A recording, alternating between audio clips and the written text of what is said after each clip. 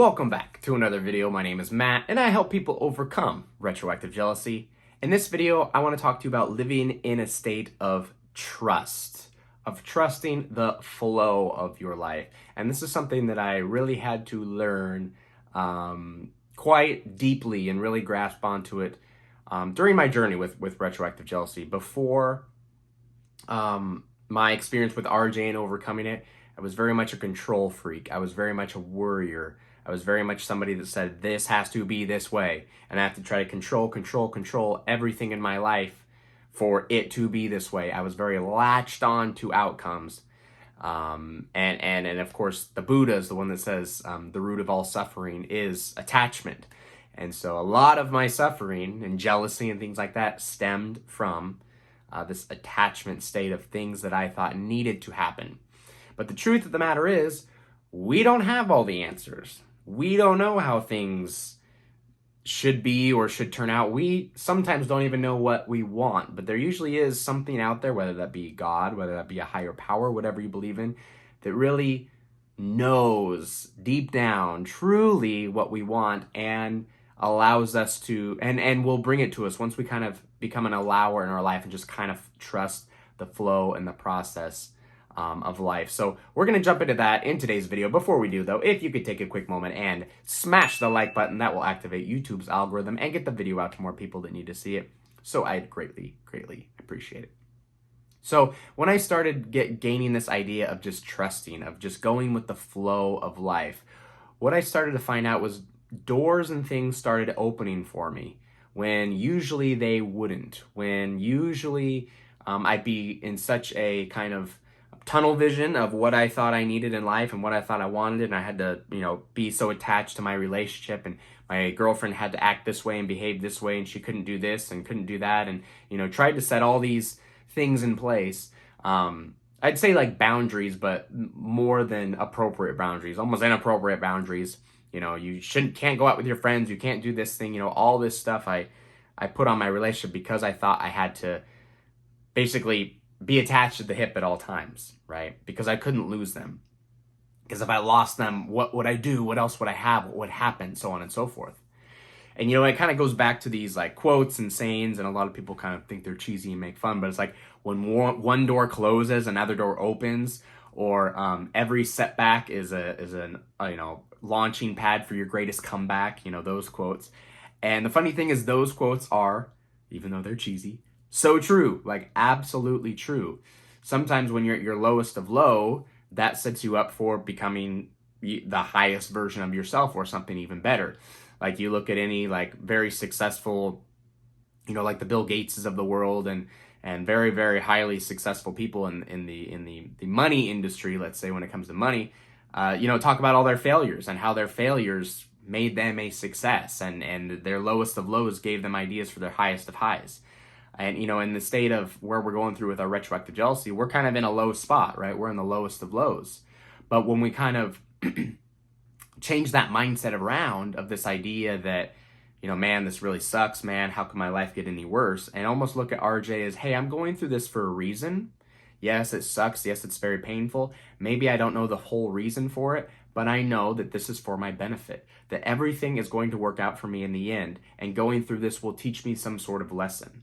And if we can look at RJ like that, it almost loosens a lot of that negativity that we're feeling, of this feeling of, I have to get out of this. This is the worst thing ever. Nothing good's going to come of this. I just need my life back to the way it was before. Because I always tell people, your life will not be the way it was before. In a good way, it's going to be better than it was before because you're going to learn so much from this experience. And that was very, very important to kind of wrap my head around. And I don't know where I got this idea of living in the state of, obviously it's everywhere on the internet, but I don't remember where I initially kind of read it and kind of decided to give it a try. But living in this state that everything is going to work out perfectly in the end, that everything in your life is happening for you, for your benefit. And even when something happens in your life that we perceive as being bad or wrong, it's because we've taken a perspective and have decided to judge this event or label it as bad. And therefore we react in an emotional state as, this is bad, this is wrong, this should not be happening. But the truth is, we do not have all the answers. And that thing that we think is bad could eventually lead us to something even greater and better. And I've shared with you on the story before, about a year ago or a little over a year ago, I got laid off from a very, very good, high-paying job at a very big company. I won't mention the name, just for privacy reasons, I guess. I don't know. But everybody would know that the name of this company. It was a very good job, very high-paying job. I figured I'd be there for a very, very long time. And of course, as the pandemic happened, boom, in one big sweep, they closed all the offices in Portland, Oregon, which is where I was living at the time, and, threw us all out on our butts. And so many people looked at that and said, this is the worst thing that has ever happened, right? They were so attached to this job and this idea, and this is so horrible, this is so terrible, took that victim mentality, what am I going to do, what am I going to do, what am I going to do? And when this happened to me, at first, of course, it was very shocking, but knowing this idea of living in the state of trust, I kind of said, you know what, on the surface, this seems like not so good, but you know what, I don't have all the answers. Let me take a step back and let me just see what comes of this. Let me not judge it. Let me not hop on this thing. Let me just see what takes place. And as the days went on, we found out that they were going to give us a very nice severance package, which was fantastic, and give us health benefits and stuff for a full year and all these really, really cool perks. And so me and my wife decided to take some of that severance money and move to the state of Florida, which is where all our friends live, where we really wanted to be. We had lived previously before. We wanted to come back to Florida. So we took that severance money, we moved everything for free because it was taken care of all here to Florida. And from there, because I was basically had the severance money and I didn't have to work, I started putting out more videos on YouTube and did, weekly videos and daily videos and all sorts of things. Those of you that have followed me for a long time, created different courses to help people out, created a coaching program to help people out, stuff that I'm really, that I feel passionate for, very passionate for, I started doing. And then I realized that all of a sudden became my full-time thing, was doing my passion. And that had not happened had I still been in this job. And so me getting laid off from the job was the best thing that's ever happened to me, even though on the surface, it seemed very bad, like, oh no, what's going to happen? There's a lot of unknowns, but I just trusted the process. And it ended up very, very good for me. There was no ever any reason to stress or worry or anything like that, because I just knew, I was like, let me not jump the gun and judge. Let me just let everything happen the way it's supposed to do. And that comes back to the idea of this jealousy and being attached to our relationship so much. And, when there's an event that takes place that causes the feeling of jealousy, we need to know that in that point where we're feeling jealous, we know that we're jealous because we're comparing ourselves in some way and we have some sort of attachment in some way. And we're perceiving this as bad, as wrong, et cetera, et cetera, et cetera. But if we live in the state of trust and just knowing, everything that happens is for me, is for my benefit, whether this is a lesson that I need to learn, whether this is something that's leading to something better, everything is going to be okay. And it's living in the state of trust. Okay? There's no need to prepare for anything. There's no need to stress over everything. Things will happen when they need to happen. So in the state of the RJ and the jealousy and the attachment to the relationship, and I'll try to, I share that on the channel and through coaching, is like, hey, it's don't be so attached to your partner that they complete you in any way, shape, or form, because you need to love yourself, right? You need to feel complete yourself. And then when you feel complete yourself, then you can give all of your completeness in the relationship. But if you think your partner completes you and is your crutch and you can't live without them, you've taken all your attention off you and you've placed everything on your partner. And therefore, if something happens in the relationship, you can easily get jealous, or you can usually say that's bad or that's wrong, or you can easily find yourself in that state of feeling that very, very negative emotion. So it's about just detaching yourself from thinking you really need this relationship to complete you, and understand that all the answers lie in here, and you can just trust the flow of life. You can trust the flow of your relationship. And the more you trust, and the more you just know that everything happens for a reason, and everything is for your benefit, and everything will come to you when you need it, we kind of drop all this jealousy, we drop all this angst, we drop everything, and we allow ourselves to live in this kind of just trusting state, flow state. It's all good. This might perceive as bad right now, but it's a lesson, and I'm learning this lesson. It's going to turn out better for me, so on and so forth.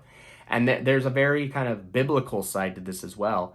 And I'll share a quote with you. I have my my phone here, and this quote is from, it's called The Science of Being Great, is this quote. And this book, it's by the author Wallace D. Wattles. He takes a lot of stuff from the Bible and kind of basically translates it in a way that we can really understand kind of, in our own personal lives, the way the world has changed and everything like that, to give us a little more value from it. So I want to share kind of this idea of living in the trust state.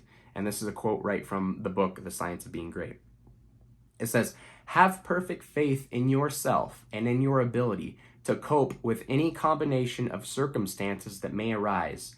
Do not be disturbed if you are alone. If you need friends, they will come to you at the right time.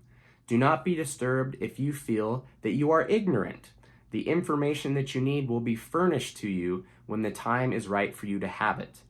That which is in you, impelling you forward, is the things and people you need, impelling them toward you. If there is a particular man you need to know, you will be introduced to them.